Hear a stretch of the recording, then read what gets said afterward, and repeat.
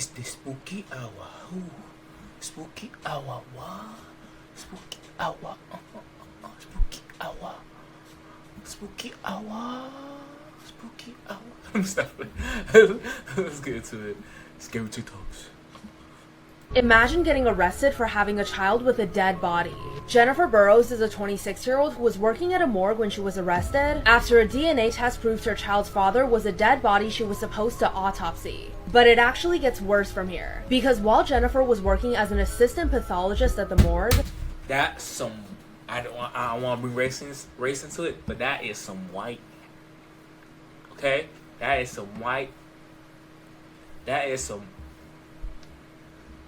she had relations with more than 60 bodies, belonging to men aged 17 to 71 years old. She did this for 2 years until it led to the birth of her son. Her son's father was a 57-year-old veterinarian from Texas, who passed away in a car accident in 2017. Jennifer was charged with 158 counts of indecent treatment of a corpse. Many psychologists and experts have debated why someone would do this. The reasons range from curiosity to severe mental illness. Some even believe Jennifer was suffering from psychosis. Alright, after all that, I don't really know how to end this video, so stay safe out there and follow for more. Okay, I've been seeing this all over my For You page and I need to talk about it. This can give you quite the jump scare if you're not expecting it. This woman named Felicity gained tons of media attention in 2018 when she confessed to marrying a zombie doll named Kelly. Now, I don't know about anybody else, but in my opinion, Kelly is looking What in the African voodoo? suspiciously real. Felicity's fascination with dolls came at a young age when her grandmother gifted her a porcelain doll. She became obsessed with collecting dolls over the years, and she grew a wide collection. Her collection ranged from antique dolls all the way to creepy dolls, but everything changed when she found a zombie doll online. Kelly the zombie doll was created by an artist in Thailand. Felicity became intrigued with the doll's unique features and then became obsessed with it. She began treating the doll like a human by giving her a name, dressing her up, and even taking her out. Felicity claims that Kelly has a personality and that they have a deep emotional connection. As time went on, Felicity's feelings grew stronger, and she realized that Kelly was her soulmate. She decided to take the relationship to the next level and propose to the doll. She exchanged vows with the doll and promised to love and cherish her forever. Felicity insisted that this was a genuine expression of her love and devotion. She said that the doll has helped her through hard times and even given her a sense of purpose. Despite the controversy, Felicity remains committed to Kelly. I actually found that they recently started a family of zombie doll children. What a happy family, I guess. In reality, no disrespect to Felicity though, like you do you, girl. How you, we all thinking of me. How you, Lord forgive me. How you, God forgive me for real. But how you, Girl, if you love zombie dolls, then you do that. Did you know that Yellow Jackets is inspired by 2 true stories? The first one is the Donner Party. In I don't know April what Yellow Jacket 1876, a group of about 87 people set out on a journey from Illinois to California. Instead of the Oregon Trail, they decided to use a short why everything happens in 2 states, California and Florida, where I'm from. shorter, untested route. By the time they were crossing the Sierra Nevada mountain range, they were low on food and supplies. And between the rough terrain and the accumulating snow, they were stranded by October. A diary kept by Patrick Breen detailed the weeks to come. As members of their party succumbed to the cold, illness, or starvation, they ended up resorting to cannibalism. When a search party arrived to help them in the spring of 1877, they found that over half the Donner Party had died, and as many as 21 had been eaten. After their rescue, the Donner Party survivors became famous, then infamous. And while some denied the cannibalism stories, at least 8 survivors admitted to eating human flesh. Let me know if you guys want to hear the other.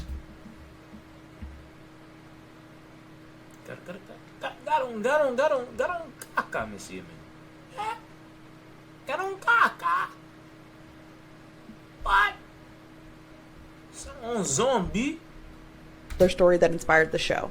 This mall Santa Claus was also Toronto's scariest serial killer. 67-year-old Bruce McArthur murdered 8 men in downtown Toronto from 2010 to 2018. He was previously married with a woman and had 2 children with her, but little did they know about his double life. Many people who knew Bruce described him as sweet and outgoing, and they never imagined he would do something like this. In 2010, gay men in Toronto began going missing, and unfortunately, after some time, their cases stopped getting so much attention. Bruce first met these men on dating apps, and when he met them in person, he took their lives. He targeted marginalized men, which in this case were gay men of color. He strangled them and then dismembered their bodies and then put their body parts in planters. Bruce even took photos of his victims when they were alive and then deceased. This is one of his victims who got away after almost being murdered by Bruce. In 2018, police began discovering dismembered body parts of some of the 8 missing men on the property of one of Bruce's clients who hired him as a landscaper. And finally, in 2019, Bruce pleaded guilty to first-degree murder and was sentenced to life in prison. You crazy imbecile. I'm tired of you people. I'm tired. I'm tired. I just heard somebody on the news just now talking about a girl walking on a busy street in Sunrise, Florida. Get kidnapped and raped. What is this? I'm tired of it. I'm tired of the bullshit. I'm tired. This is why you have to be careful in national parks. So in 2016, a man completely dissolved in a hot spring in Yellowstone. A lot of people don't realize these hot springs are near boiling temperatures, and a lot of them are severely acidic. And falling in happens more than we realize. It terrifies me so much that I made an entire podcast episode about it that's going up tonight. So it's believed that a 23-year-old man and his sister went into Yellowstone to go hot potting, which is when people secretly hang out in the cooler hot springs. It's like really not allowed in the park. His sister was filming him as he went over to one of the hot springs to reach down and touch it to test the temperature, and that's when he tumbled forward and fell in. A rescue team was able to get there and they saw his body floating in the pool because a fall like that kills you immediately. But a thunderstorm was coming in, so they were going to have to wait a while to get him out. And by the time they got there, there was nothing left. And unfortunately, this does happen more than we realize. Check out tonight's episode if you're interested in hearing more. So I always thought no one ever dies at Disney. Like, even if something horrible happens, they get the person off the park so they can always say that no one's ever died there. But then I found out not only is that not true, but a law firm has compiled all of the incidents. I'm going to share a few of them with you, but if you're interested in stories like this, make sure you follow the podcast because tonight's episode's just going to be these stories. So 2 of the park's worst accidents have both happened on the Matterhorn ride. One of them being a woman named Dolly, who in 1984 Man, this is why I don't go on a ride. I just go for the food and the view. I just go for the food and the view. I would not ever in my life comb your pussy if you want to. Comb your pussy if you want to. But I ain't going on it. No siree. Not moi. I don't care. Never that. Not me. Not this guy.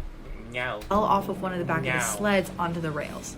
At the time, these gondolas used to go into the rides, and so there was actually a family that watched her fall off onto the track. And so the family also saw as there was another car racing towards Dolly. The dad actually screamed at his daughters to cover their eyes, which was for the best because Dolly got hit hard. She got hit so hard that when EMTs arrived on the scene and were going up into the ride, there were park attendants coming down telling them not to look. And so finally, when someone was looking at the car she was in, they noticed that her seatbelt was unbuckled. But it's never been confirmed if she unbuckled her seatbelt herself or if an attendant didn't check her seatbelt well enough and it was never buckled in the first place. Things that bother you, they never bother me. I feel happy and fine. I will be showing the video, but nonetheless, hi, my name is Ethan, and here's everything you need to know in under 1 minute. In September of 2017, 31-year-old Laura Wallen vanished into thin air. Her boyfriend Tyler Tessier had played the part of the worried boyfriend desperate for answers. However, he was living a double life. He had a fiance, and he feared that Laura would expose her. Why is always the white people that live in double life? What's going on? We need some answers. We need answers. These don't make sense. I'm sorry, I don't want to put all the white people. Yes, we got some other people too, but I'm just saying in my end. Why? Tell me why. What is going on? Black people, we just kill each other. You feel me? But why? Why you guys do this? Tell me why. Tell me. Okay? Pregnancy. The night of her unaliving, Laura texted her friend and stated, "Tyler has taken me to an open field in Damascus. I'm not sure why we're here, but it's in the middle of nowhere." Her body was found a few days later. This is why white people always die first in the movie. They. No, you see signs. I don't care how much you love him. No, never. You wanna go where? Nah, I'm going to my mom's house. Sam and Colby eventually Divorce. uploaded a video where they were in the same area at the same time and they captured a woman begging for help. Here's the video. Did you get that? Yeah, I got that. Somebody is screaming. Someone's screaming bloody murder. Whoa. Guys, what the you hear that? What do you guys think? Have you ever heard of America's first serial killer? Herman Webster moved to Chicago in 1885 and actually ironically changed his name to H.H. Holmes after, you guessed it, Sherlock Holmes, the detective. Holmes had quite a bit of medical knowledge, so he opened up a pharmacy near Jackson Park, which actually became the spot of the World's Fair, where he ended up finding a majority of his victims. Holmes purchased an empty lot and turned it into what is known as the Murder Castle. Holmes created this so-called castle with booby traps and a complete labyrinth that made it almost impossible for any of his victims to ever escape. This murder castle had soundproof rooms, booby traps, and trap doors that would even drop you unsuspectedly down into the basement. And once you made it into the basement, you never made it back out. Inside the basement was acid vats, quicklime, and a crematorium for him to easily and quickly dispose of any of the bodies. But Holmes finally made a mistake when he murdered his assistant and his few children, but the police actually ended up finding the body of one of these children, leading to Holmes' arrest. Once arrested, Holmes claimed to have murdered over 200 people over the span of just a few years inside this murder castle. He even went on to write a book about himself, and in it he wrote, "I cannot help that I am a murderer no more than a poet can help the inspiration to sing." Finally, Holmes was hanged for his crimes in 1896.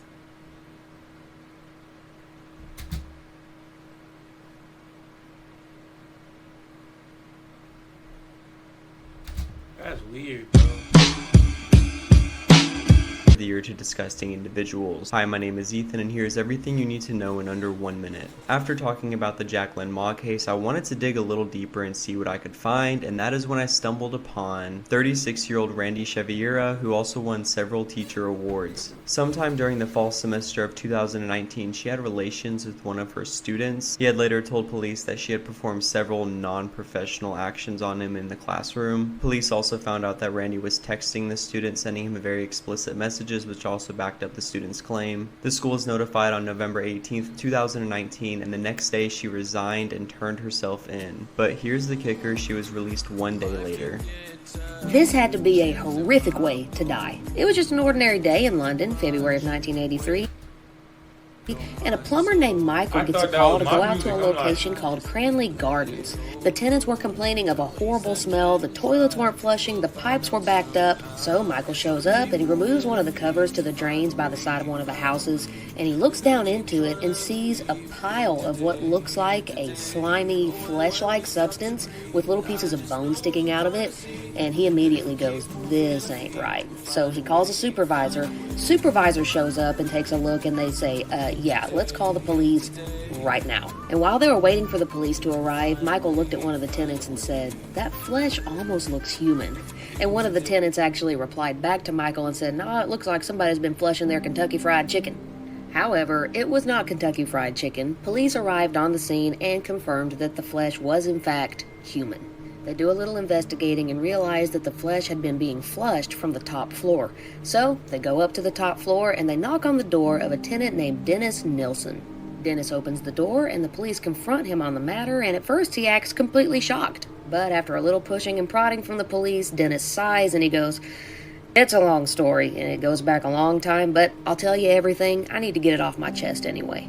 As the police drove to the station with Dennis Nilsson in handcuffs in the back seat, the officers said, "So, what are we talking about here? 1 or 2 bodies down there? How many people did you flush?"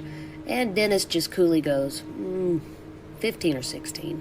As it would turn out, Michael the plumber unknowingly led police to a serial killer who makes the Jeffrey Dahmer story look like a nursery rhyme. And just as Dennis had mentioned earlier, he did have a lot to get off of his chest. He explained that he started out trying to have normal relationships and he didn't want to kill people, it just kind of panned out that way. He would have a relationship here, a relationship there, but they would ultimately always end up leaving him, and so he finally found a way to get them to stay.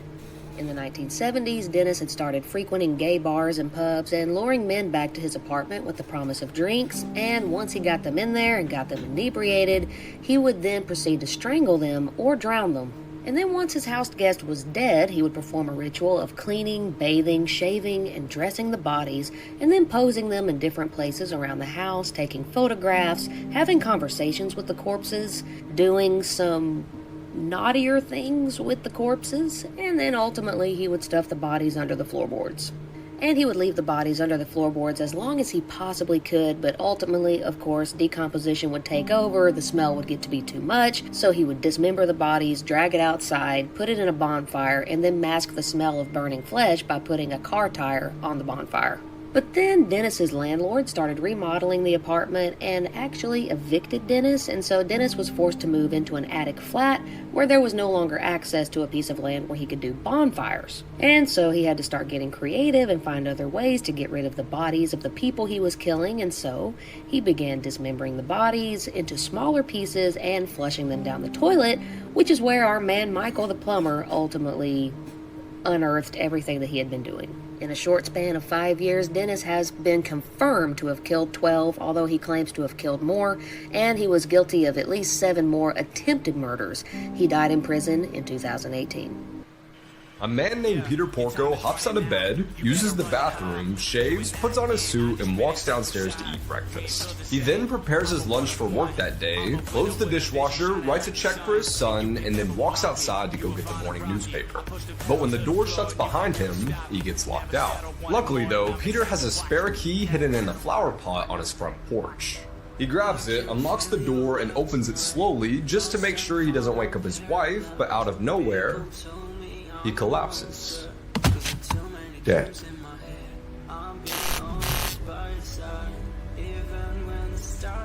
What? How? Peter and Joan Porco are your typical modest family that live in a 2-story home in New York. They have 2 sons, John, who serves as a naval officer, and Christopher, who's a student at the University of Rochester, 200 miles away. The couple are both in their 50s and have been married for more than 30 years. Peter serves as a court clerk at the Albany courthouse and is known by his coworkers as a reliable, trustworthy guy. So when he doesn't show up for work on an important court date, everyone becomes a bit concerned. A colleague of his reaches out several times, but Peter never picks up the phone. The coworker then proceeds to drive to his home to make sure that everything is okay, but when he arrives, there's a crimson trail leading from the walkway up to the doorstep, and finally, to Peter.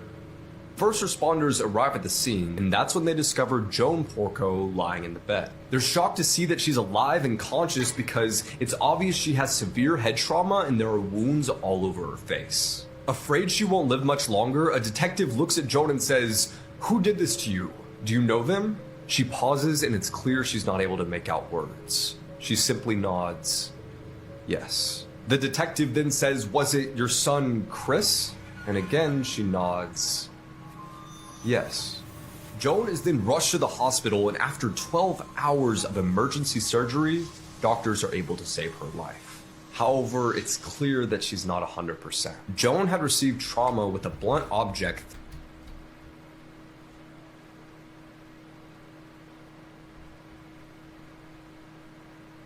three times to her head, causing the loss of her left eye and a fragment of her skull.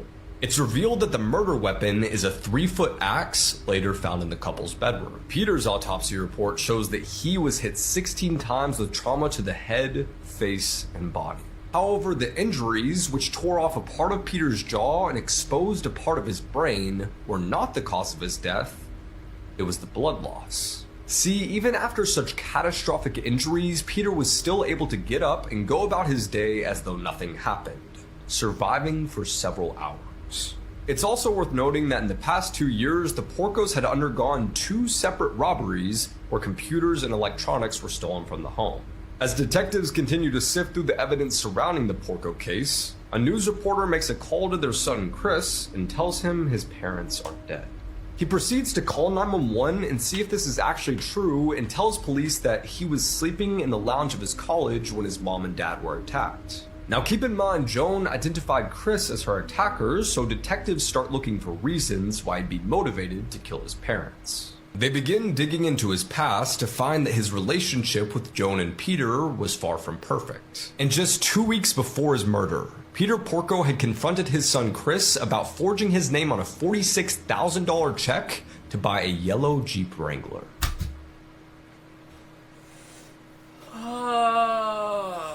Investigators then come across a crucial piece of information. Joan and Peter Porco have a $1 million life insurance policy, half of which is entitled to their son Chris. 3 weeks following the grisly ambush of the Porcos, Joan, who is in a medically induced coma, wakes up.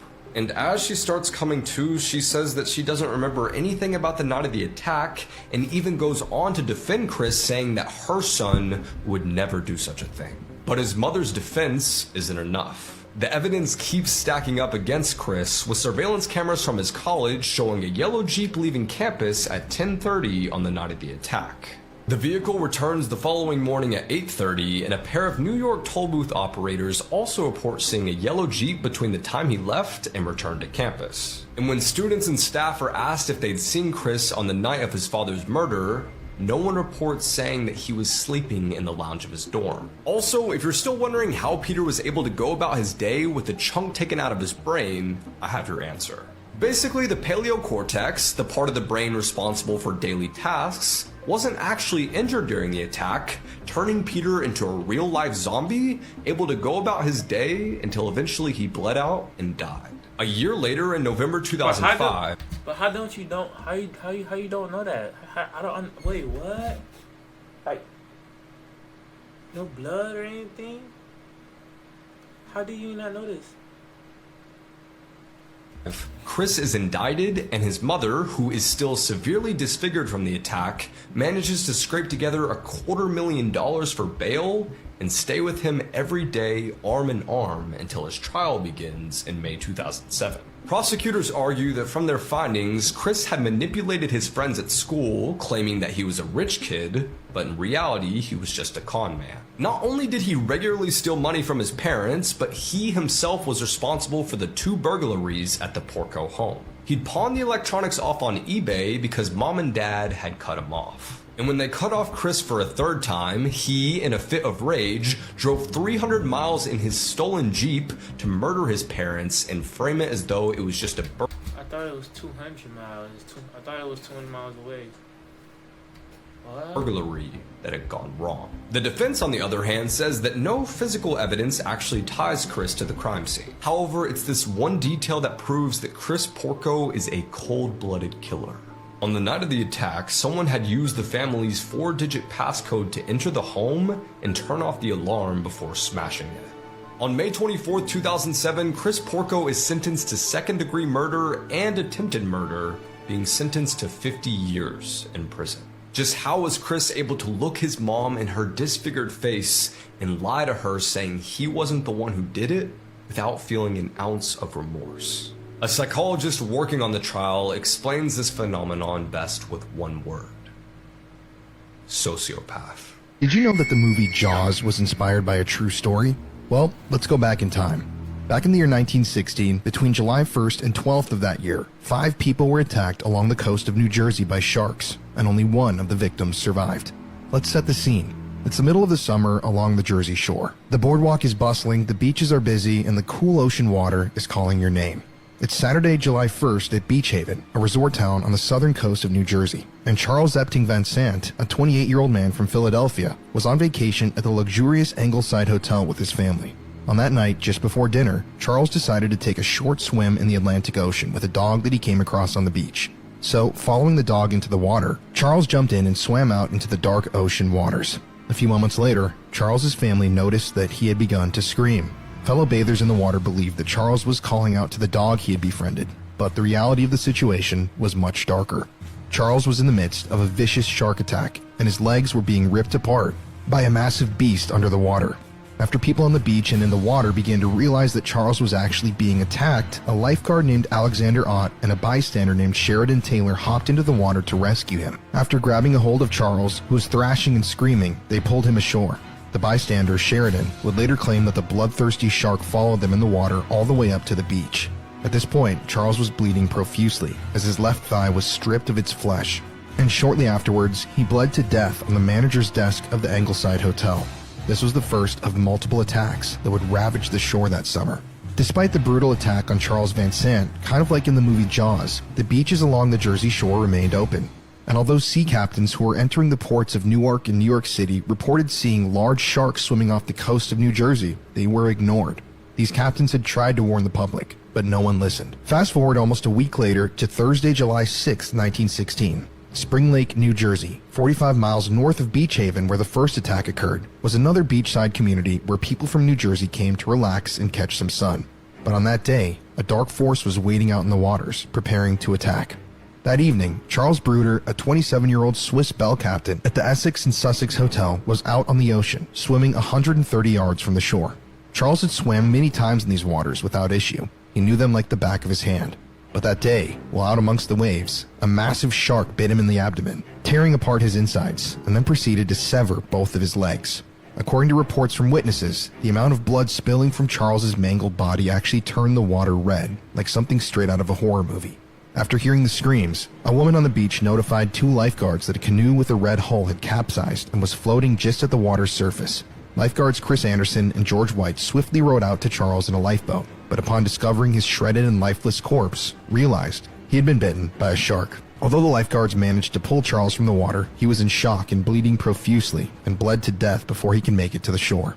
According to the New York Times, women were panic-stricken and fainted as Bruder's mutilated body was brought ashore.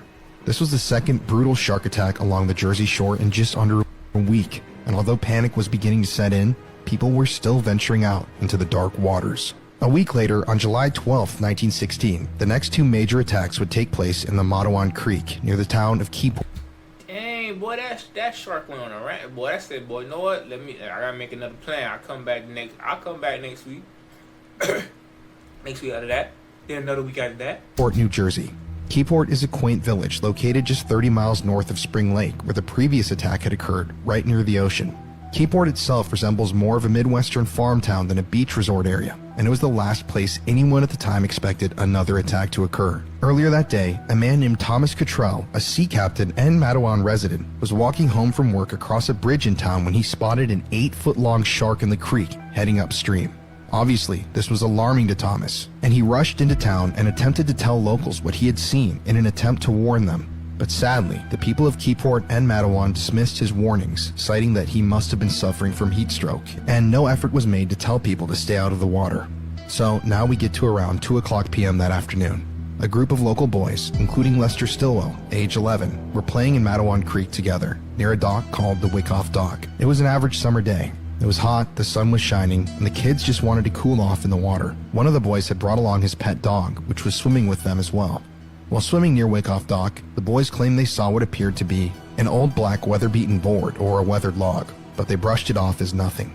Lester told his friends to take a look at him as he floated on his back in the water, but as he was floating, he was suddenly and violently pulled beneath the water by a massive shark.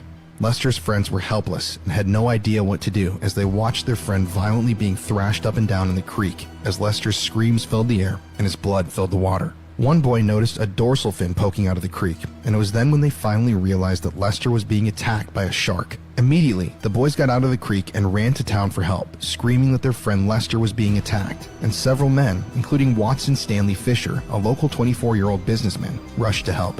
At first, the adults thought that Lester had been suffering from a seizure and that the boys had imagined the dorsal fin, so they hopped into the water to try locate Lester's body. Quickly, though, they realized they were dead wrong. Stanley Fisher, the businessman, was quickly able to find Lester's body under the water, but as he was pulling it up from the bottom of the creek, the shark attacked him as well, ripping into his leg. It was a crazy and chaotic scene, and in the process, Stanley lost Lester's body and it floated back down into the depths. Stanley's heroism had led him right into the mouth of the beast as well.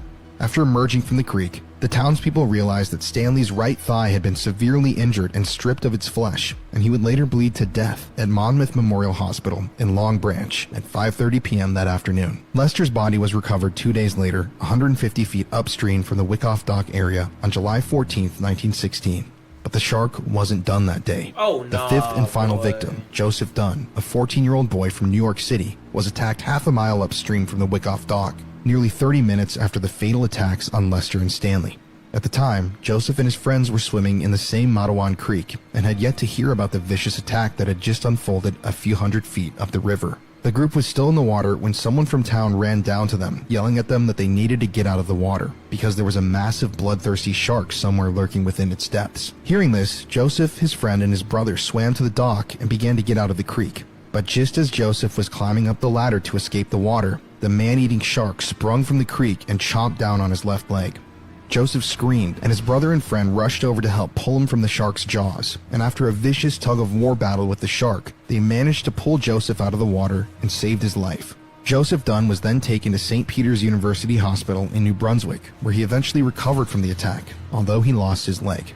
After these attacks, the public was in a full-blown panic. Even President Woodrow Wilson got involved and assigned funds specifically to the New Jersey government to help identify and eliminate the shark threat. All across New Jersey and New York, beaches were patrolled by heavily armed guards on boats. Gates were built in the water near the beaches, and entire communities were shut down.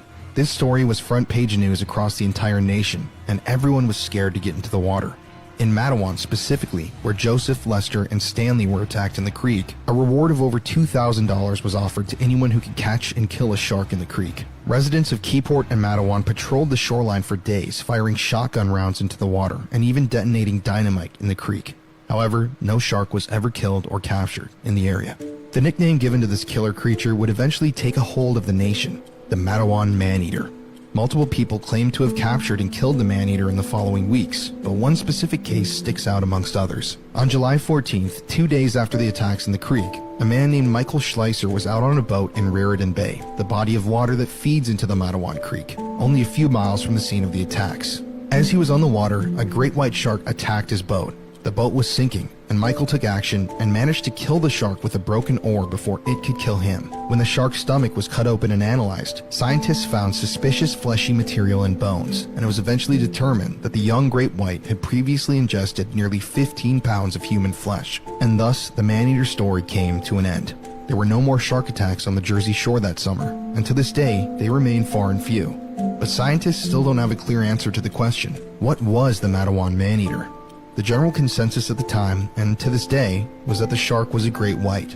Others suggest that it was a bull shark, as they're most commonly found in creeks and rivers and are known to be aggressive. But we decided to go pay Matawan, New Jersey a visit so that we could check out the locations of these brutal attacks ourselves and search for some of our own answers to our questions. Bruh, that is crazy, man.